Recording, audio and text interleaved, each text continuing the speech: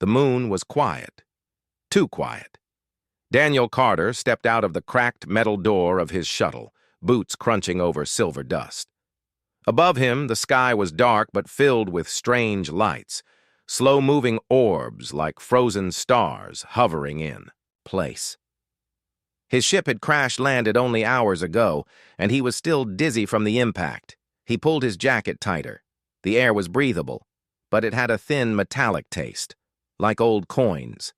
The ground stretched into endless plains of rock and glassy crystal formations, each reflecting the pale light of the moon's 3 small suns that hung low in the horizon. Daniel's mission had been simple: survey the moon, collect samples, and return to the fleet. Now the mission was survival. His ship's engines were gone, the communications panel was fried, and the nearest human colony was light years away. He started walking. He didn't know where, just away from the wreckage. Maybe there was shelter, or maybe he'd find some clue of civilization. The wind was low, but it carried a faint, musical hum, like a song just out of hearing. Then, footsteps. Daniel froze. The sound was soft, careful. Whoever or whatever it was, they were behind. Him. Slowly, he turned. She stood there, framed by the shimmer of the crystal plane. At first, he thought she was human. But then the details came clear. Her skin was pale silver, almost glowing under the moons. Her hair was long and white as snow, moving gently in the breeze, though the air was still. Her eyes, wide, bright blue, shone like water under sunlight. She wore a simple robe made of woven fibers, frayed and torn at the edges. For a moment, neither of them moved. Her gaze locked on him with the intensity of someone staring at a ghost. Her lips parted, as if she wanted to speak, but no words came. Daniel felt a strange pressure in his mind, as though the world had gone silent except for her presence. He took a cautious step forward. "Hello?" he said, the moment the word left. His mouth, her expression changed. Her eyes widened even more, and her whole body seemed to tense. Then she spoke. Not in English, not in any language Daniel had heard spoken by the living. And yet, to his surprise, he understood. She asked in a trembling voice, "Who are you?" Daniel's heart skipped, not because of the question, but because the words had been in her language, not his. A language he had never learned, never studied, but one he somehow knew. The sound of it felt ancient, like the echo of something buried deep in his memory. He replied without thinking, his voice speaking words that came from nowhere. "My name is Daniel Carter. I mean no harm." The moment he spoke, her breath caught. She stepped back, her hands tightening into small fists. "You speak the voice of my ancestors," she said, almost in disbelief. "No outsider knows these words, not anymore." Daniel swallowed. "I don't know how I know them." The alien woman, because there was no longer any doubt she was, not human, studied him with a mix of fear and wonder. She was trembling, but not from the cold. Something about him unsettled her, perhaps even frightened her. "Why are you here?" she asked. "My ship crashed," Daniel said. "I'm just trying to survive." She hesitated, glancing toward the horizon, where the faint hum in the air seemed to grow louder. Then she looked back at him. "If you truly speak our lost tongue," she said quietly, "then you should not be here. It is dangerous for my kind, and for yours." Daniel frowned. "Why?" She didn't answer at first.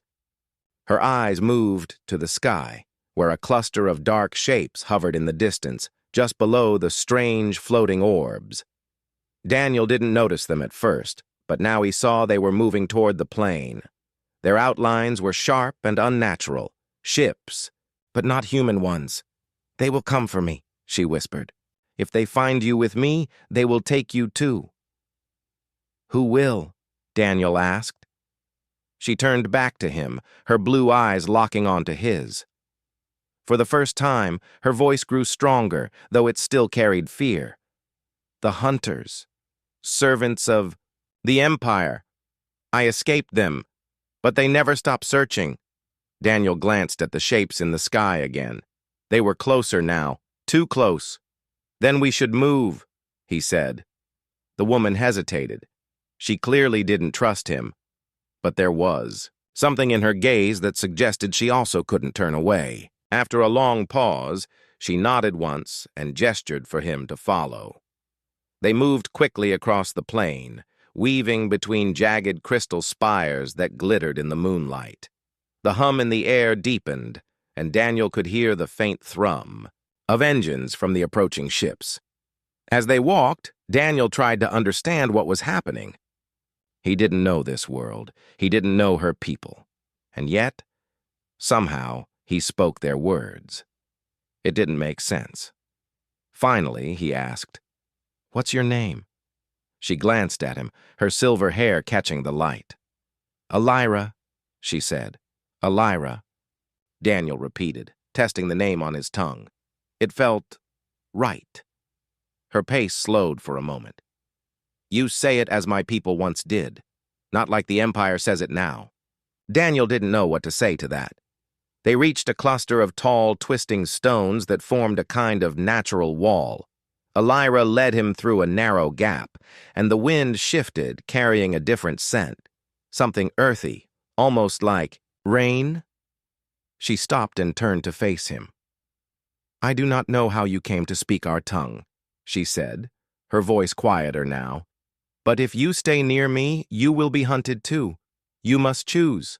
Leave now or follow me into danger." Daniel looked past her at the sky. The hunters' ships were closer still.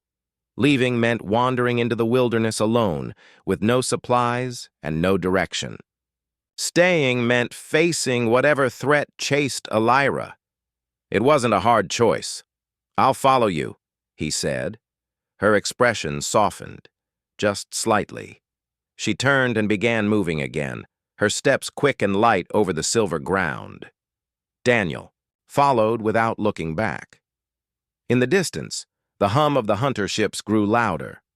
Somewhere deep inside him, a question was forming, one he didn't yet dare to ask. Why did he speak her language, and why did it feel like he had spoken it? Long before he ever set foot on this moon, the answer, he suspected, would change everything. The path Elira chose was narrow and winding, cutting through tall crystal pillars that rose like frozen lightning bolts. Each pillar caught the pale glow of the moons and scattered it across the ground, making the world shimmer in shifting patterns. Daniel followed close behind, his footsteps echoing faintly against the stone. Neither spoke for a while. The only sounds were the soft crunch of their boots and the distant hum of the hunters' ships searching the plain. Daniel could feel his pulse quickening. The air itself seemed alive, vibrating with a strange energy he couldn't explain. Finally, Elira slowed and glanced over her shoulder. Her blue eyes studied him again, still wary, still searching for something in his face. "You speak the language of my people," she said softly. "Not the language we use now, but the old one. The one that belongs to the time before the Empire came." Daniel frowned. "You mean it's an ancient language?" She nodded. "Ancient and forbidden. Most of us do not remember it anymore. The Empire erased it from our lives. To hear it spoken again." She hesitated, as if choosing her next words with care. "It is like hearing the voice of a ghost." Daniel tried to think of a way to explain it. "I don't remember learning it," he said, "but sometimes in my dreams I've seen symbols, shapes, and I've heard sounds I didn't understand. Now when I speak to you, those dreams make sense. It's like the words were waiting inside me." Elira's expression changed. For a moment, her fear seemed to shift into something else. Wonder, maybe, or recognition. She stepped a little closer, her silver skin catching the light. "There is a story among my people," she said quietly. "It tells of a time when the forgotten voice would return, carried by someone not of our kind. That voice would break the chains of the enslaved." Daniel stared at her. "And you think that's me?" Her gaze didn't waver. "I don't know, but the Empire fears the old tongue. If they heard you speak it, they would take you, or destroy you." The weight of her words sank in. Daniel had thought surviving the crash would be his biggest problem. Now he wasn't so sure. They continued walking until the crystal forest began to thin, replaced by jagged cliffs. A narrow trail led up between the rocks. Elira climbed quickly, her movements sure and balanced despite the rough terrain. Daniel followed, struggling to keep pace. When they reached the top, the land opened into a wide plateau. From here, Daniel could see far into the distance, mountains rising like teeth, rivers glinting like silver threads, and far away, dark clouds swirling above something massive and metallic. Elira noticed his gaze. "That is the heart of the Empire's mining colony," she said. "They take the life from this moon and leave nothing but stone. My people work there until they cannot work anymore."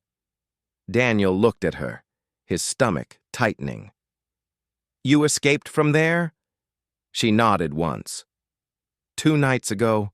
I have been running ever since." The wind picked up, carrying the scent of dust and something faintly sweet. Elira pulled her robe tighter and led him toward a shallow cave at the edge of the plateau. Inside, the air was warmer, and the floor was covered in soft moss that glowed faintly in the dark. Daniel sat down, grateful for the rest. Elira stayed near the entrance, her eyes scanning the sky. "The hunters will search until they find my trail," she said. "But they do not know about the hidden paths. If we keep moving, we can reach the safe place before nightfall." Daniel tilted his head. "Safe place? There is a refuge where my people hide from the Empire." She explained. "Only a few know the way. You will be safe there too." Daniel hesitated. "And what happens when we get there? Do they trust humans?" Her lips pressed into a thin line. "They will not trust you at first. But if they hear you speak the old tongue, they may see you differently." Something about the way she said that made Daniel uneasy. "What exactly do they believe about this prophecy?" Elira didn't answer immediately. She stepped inside the cave and sat across from him. The faint glow of the moss lit her face, making her look both otherworldly and fragile. "They believe," she said at last, "that when the forgotten voice returns, it will awaken the stone. A Vera, an ancient power hidden deep beneath our world. With it, we could shatter the Empire's control." Daniel leaned back against the cave wall, exhaling slowly. "That sounds big and dangerous." "It is both," Elira said. "And if the Empire learns you can speak our lost language, they will make sure the prophecy never comes true." For a long moment, the cave was silent. Daniel thought about his crash, about the strange dreams he'd had for months, and about this silver-skinned stranger who looked at him as if he might be the key to something far greater than himself. Then, faintly, the hum of the hunters returned. Elira's head snapped toward the entrance. "They are close," she whispered. "We cannot stay." She stood and moved to the cave mouth, scanning the sky. Daniel followed, his eyes searching for movement. Sure enough, 3 dark shapes glided over the plain below, their lights sweeping across the ground. "They will see us if we go across the plateau," Daniel said. Elira nodded. "Which is why we will not cross it." She moved toward a crack in the rock at the back of the cave. So narrow Daniel wasn't sure he could fit. Without hesitation, she slipped inside. Daniel sighed and followed, squeezing through until the passage widened into a hidden tunnel. The walls glimmered faintly, carved with strange markings. Daniel slowed, running his hand along the symbols. "These? They are the old words," Elira said. "The Empire does not know they are here." As they moved deeper, Daniel realized he could read some of them, not every word, but enough to understand pieces. Words like freedom, awakening, and traveler. By the time they emerged from the tunnel into another hidden valley, the hunter's hum was far away. The air here was warmer, filled with the sound of trickling water. Elira didn't stop moving. "We are still far from the refuge," she said. "But if you truly carry the forgotten voice, then every step we take matters." Daniel walked beside her, the strange words still echoing in his mind. He had no idea why this was happening or what it would mean, but one thing was certain: he couldn't turn back now. The hidden valley was like another world. Tall crystal pillars stood among giant ferns with silver leaves. Small streams wound their way between smooth stones, their waters glowing faintly as if carrying light from the moons. The air here felt heavier, warmer, and strangely calm. Daniel walked behind Elira, his eyes taking in every detail. "This place, it doesn't look like the rest of the moon," he said. "It is one of the few places the Empire has not touched," Elira replied. "They don't know it exists. Or if they do, they cannot reach it easily. The cliffs around it keep most ships away." Daniel wanted to believe it was safe here, but something in the back of his mind told him it wasn't. He kept glancing upward, scanning the patches of sky visible between the cliffs. Elira led him along a winding trail toward a rocky outcrop. "From there," she said, "we can see the path we must take." They climbed, their footsteps muffled by moss.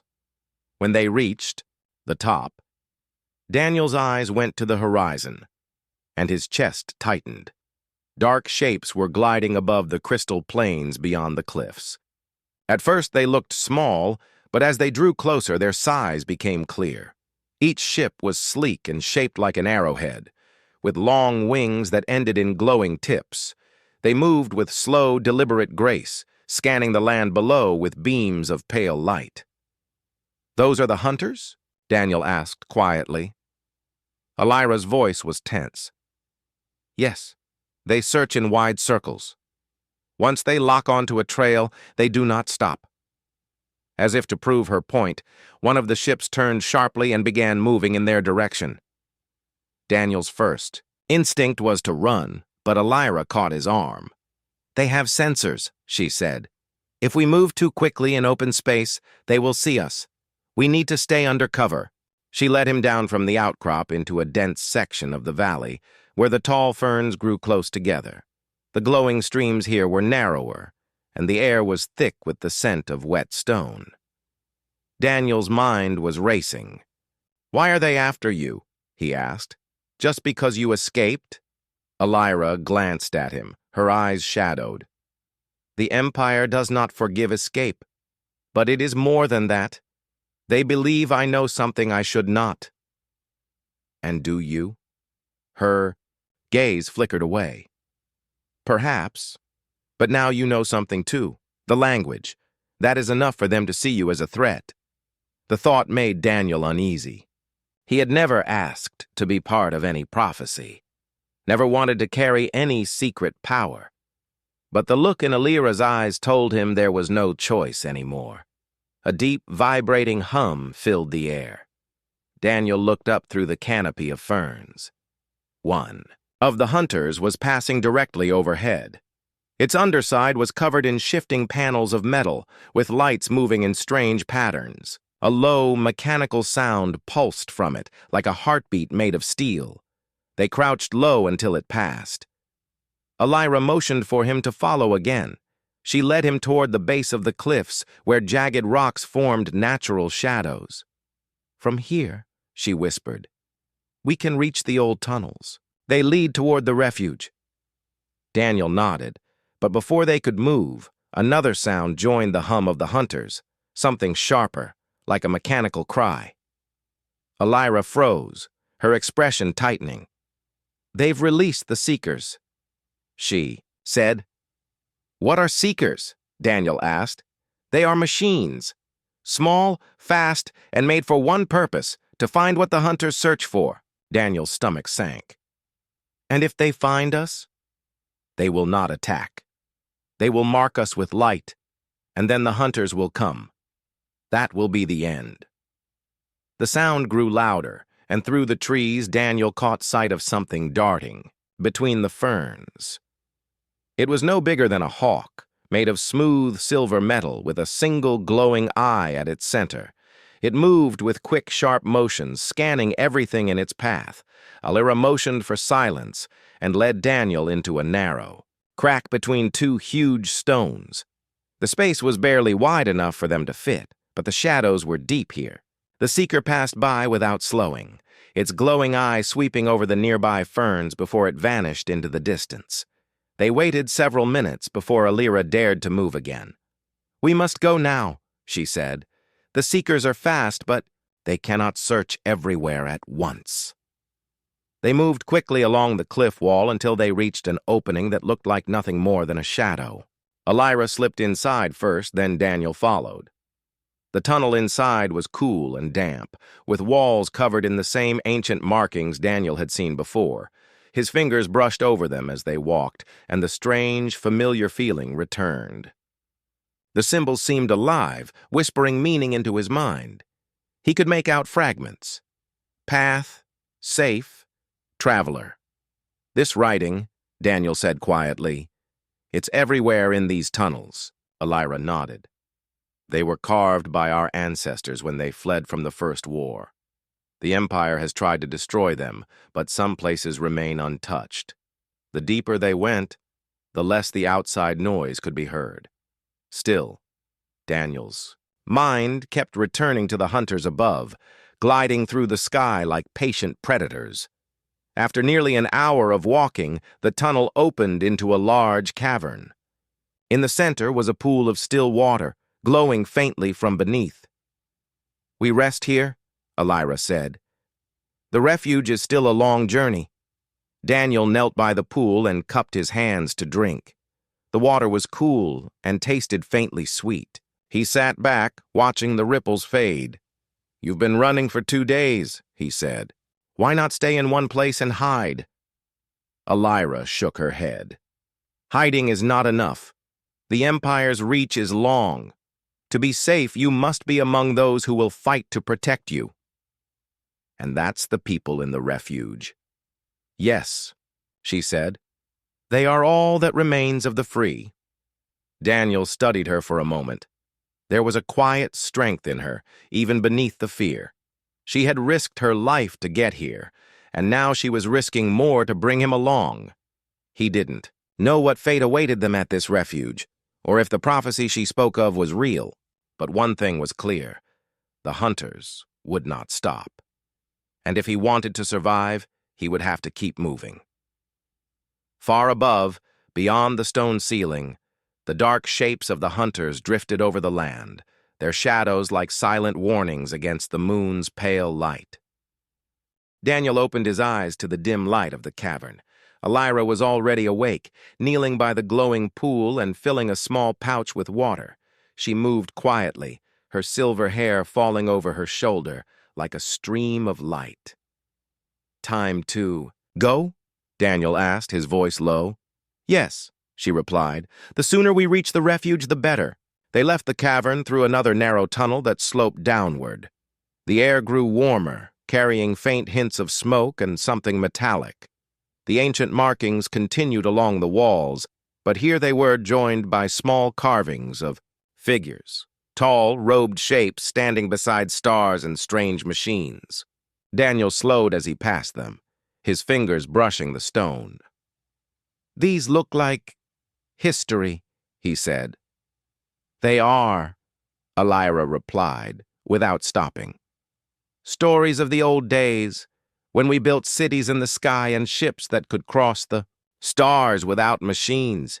Daniel frowned. Without machines? How is that possible? She glanced back at him, a faint smile on her lips. The same way you speak my language without learning it, through knowledge we do not yet understand. The tunnel opened suddenly into a massive chamber. Daniel stopped in his tracks. Before him, carved into the rock and lit by hundreds of glowing crystals, was an underground city. Buildings made of stone and crystal-lined wide streets. Bridges arched over streams of luminous water. People, Elira's people, moved quietly through the city, their silver skin catching the light. Some carried tools, others baskets of food, and a few stopped to look at Daniel with open curiosity. "This is the refuge?" he asked, his voice almost a whisper. "Yes," Elira said.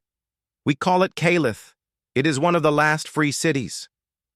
They walked down a sloping path into the city. Daniel felt dozens of eyes on him. Most of the people kept their distance, but a few followed from a safe space, whispering to each other. Elira led him to a large hall near the center of the city. The walls here were covered in more carvings, and a circular table stood in the middle. Around it sat 5 elders, tall figures with faces lined by age and eyes sharp as blades. The one in the center spoke first. "Elira," he said, his voice deep, "you return, and you bring a stranger." "This is Daniel Carter," Elira said. "He speaks the old tongue." The elders shifted in their seats, murmuring to one another. The central elder raised a hand, and the murmurs stopped. "Is this true?" he asked Daniel. Daniel hesitated. He looked at Elira, who gave him a small nod. Taking a deep breath, he spoke in the strange language that had come so naturally before. "I mean no harm.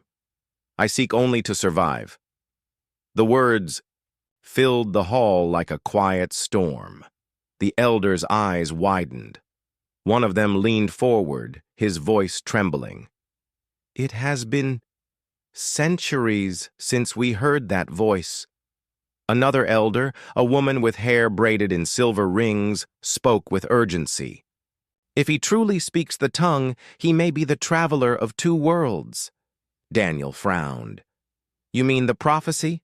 The central elder nodded slowly. "The traveler will come from beyond the stars, speaking the words of the forgotten. With their voice, they will awaken the stone of Vera, and with its light, free the enslaved." Daniel shook his head. "I'm not here to fulfill a prophecy. I just crashed my ship." The elder's gaze was steady. "No one arrives here by accident."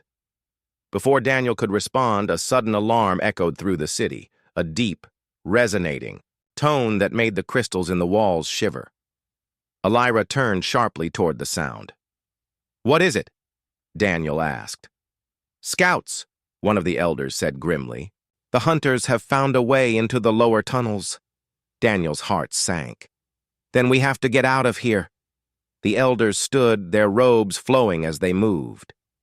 "No," the central elder said. "If the hunters have found us, there is only one chance. We must awaken the stone." Elira's eyes met Daniel's. "That's why I brought you here." Daniel took a step back. "I don't even know what the stone is, or how to awaken it." "You will," the elder woman said. "The voice will guide you." Elira placed a hand on his arm. "Come, we must move before the hunters reach the city." They left the hall and followed a winding street toward a heavily guarded archway. The guards stepped aside at the elder's command, and Daniel and Elira entered a narrow passage that sloped deeper into the earth. The air here was thick, heavy, and humming with a strange energy. As they walked, Daniel felt the pull of something ahead, a presence, quiet but powerful, like a distant heartbeat calling to him. The further they went, the stronger it grew. At last, they stepped into a vast chamber. The ceiling was lost in shadows, but at the center stood a towering crystal monolith, carved with glowing symbols. The light from the symbols pulsed slowly, like breathing. The stone of Vera, Alira said softly. Daniel stared at it, the pull in his mind almost overwhelming now.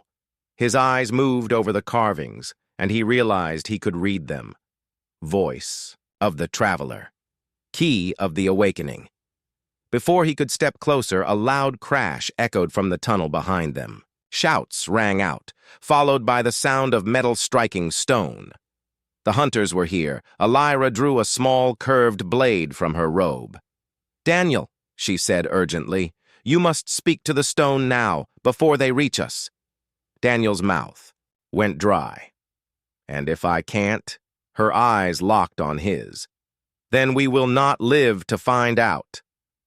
The chamber shook as footsteps and mechanical sounds filled the tunnel. Daniel turned toward the stone, his mind racing. He didn't know the words. Or maybe he did. Somewhere deep inside they were waiting. Daniel's heart pounded as the deep hum of the stone filled the chamber. The glowing symbols seemed to shift before his eyes, their shapes bending and rearranging into words he somehow understood. Traveler. Speak. Awaken. Behind him, the noise of battle echoed through the tunnels. The clash of metal and the cries of Alira's people grew louder. The hunters were pushing closer with each moment. "Daniel!" Alira's voice was urgent. She stood at the edge of the chamber, her curved blade ready. "Now!" Daniel stepped forward until he was only a few feet from the towering crystal. The air around it felt thick, like moving through water. He placed a hand against the surface. It was cool, yet alive, a faint vibration running through it. The words came to him, not from memory, but from somewhere deeper, as if they had been waiting inside him his whole life. He began to speak.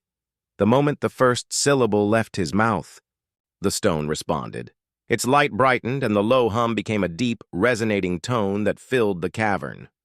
The symbols blazed with golden fire, and the ground trembled. From the tunnel entrance, a shadow leapt forward. A hunter. Its armor was black as night, with long, sharp limbs and glowing red eyes. It moved fast, its weapon raised toward Daniel. Alira stepped between them, blocking the blow. Her blade clashed against the hunter's weapon, sparks flying. "Keep going!" she shouted. Daniel didn't stop. The words poured out faster now, each one burning on his tongue, each one carrying weight and power. The stone's glow spread outward, casting long beams across the walls and ceiling. More hunters entered, their metal feet pounding against the stone floor. Alira's people rushed in behind them, fighting with crystal spears and blades. The chamber became chaos, flashes of light, the clash of steel, the shouts of warriors. Daniel's vision blurred. The stone's light was so bright now that he could barely see the battle. He felt as though the crystal was speaking back to him, its voice a deep, ancient whisper inside his mind. "The chains will break." A sudden pulse of light burst from the stone, knocking two hunters off their feet. Their armor sparked and hissed as they tried to rise. Alira took the chance to strike one down, her blade cutting through its weapon arm. Daniel kept speaking, though he no longer knew if he was controlling the words or if the words were controlling him. His voice was louder now, steady despite the chaos. The stone's hum became a roar. Then it happened. The light erupted from the stone in a massive wave, sweeping through the chamber and into the tunnels beyond. It passed through Alira and her people like a warm wind, but when it struck the hunters, their bodies froze. Their red eyes flickered and died. One by one they collapsed to the ground, their weapons falling from lifeless hands. The chamber fell, silent except for the fading echo of the stone's roar. Daniel staggered back, his legs trembling. Alira caught his arm, steadying him. "It worked," she said, her voice filled with awe. "You did it." But Daniel shook his head. "No, we did it. All of us." Around them, Alira's people moved quickly, gathering fallen weapons and checking the tunnels for more enemies. The elders entered the chamber, their faces lit by the glow of the stone. The central elder stepped forward. The awakening has begun, he said. The Empire will feel this light across the stars. Daniel frowned.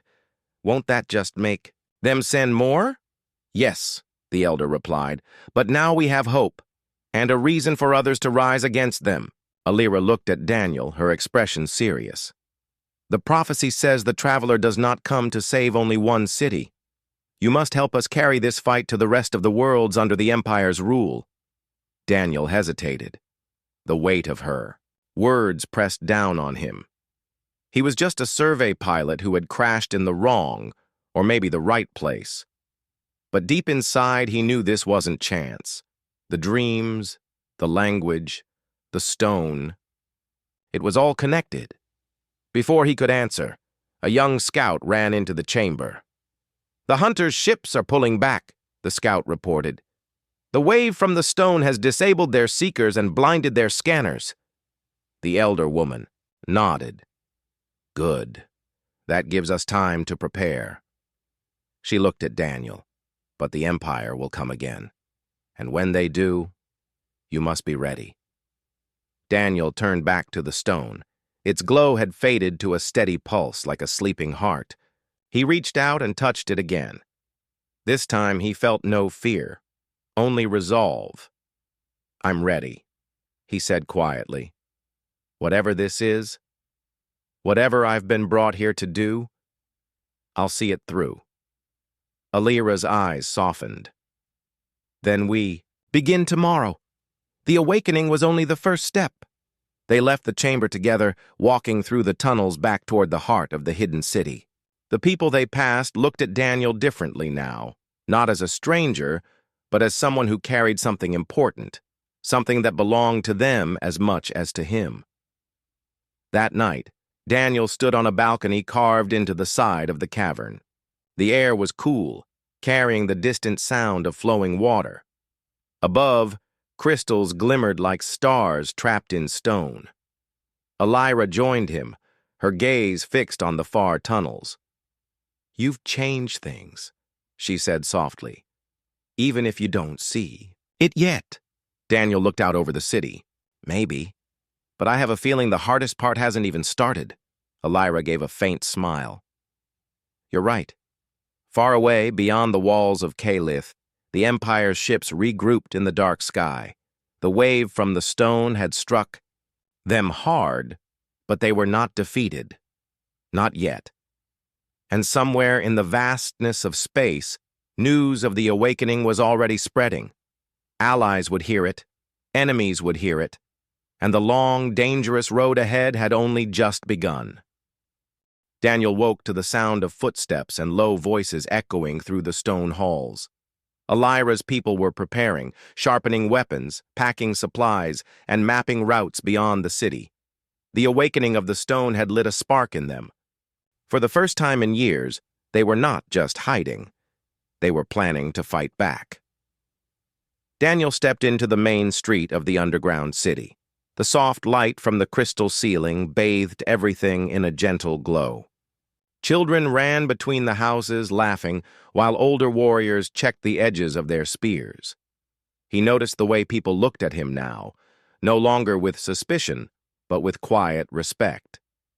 Alira found him near one of the bridges. You should eat, she said, handing him a piece of soft bread made from a pale grain. We have a long day ahead. Daniel took it with a small smile. I'm starting to think you never rest. She shrugged lightly. Rest is for when the work is done. They walked together toward the council hall, where the elders waited.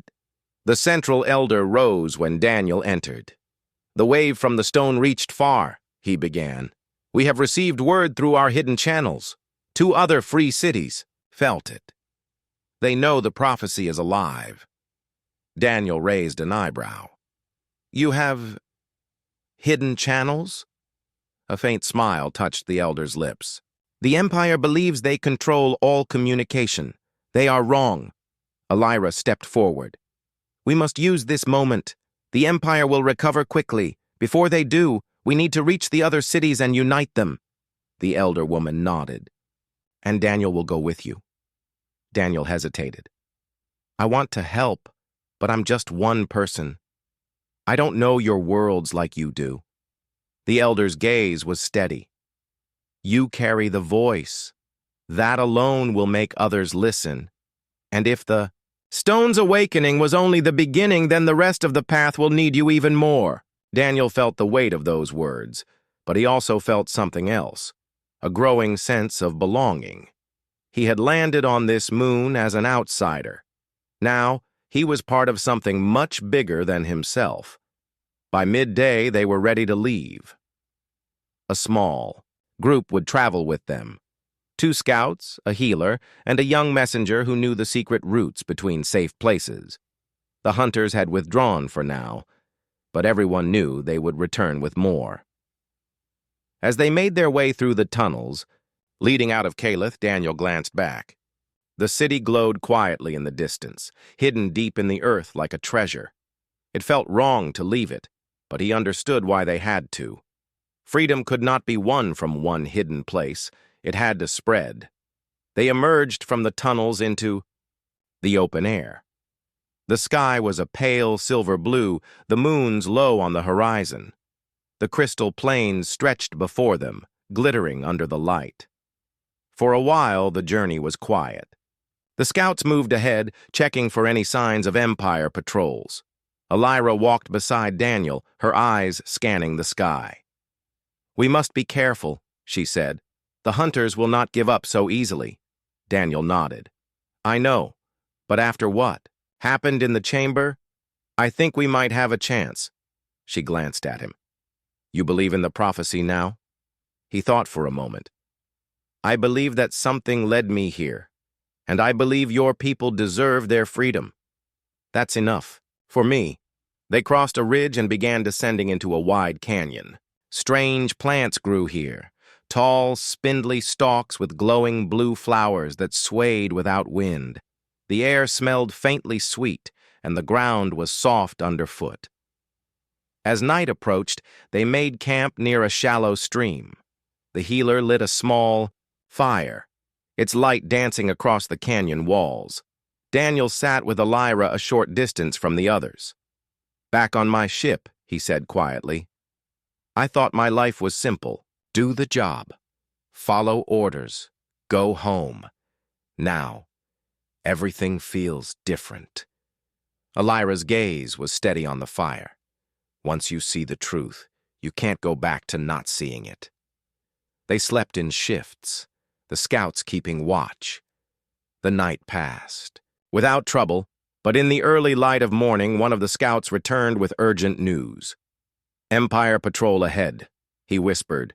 2 hunter ships scanning the canyon pass. Daniel felt his chest tighten. We can't fight ships. Elira nodded. We won't. We'll take the water path.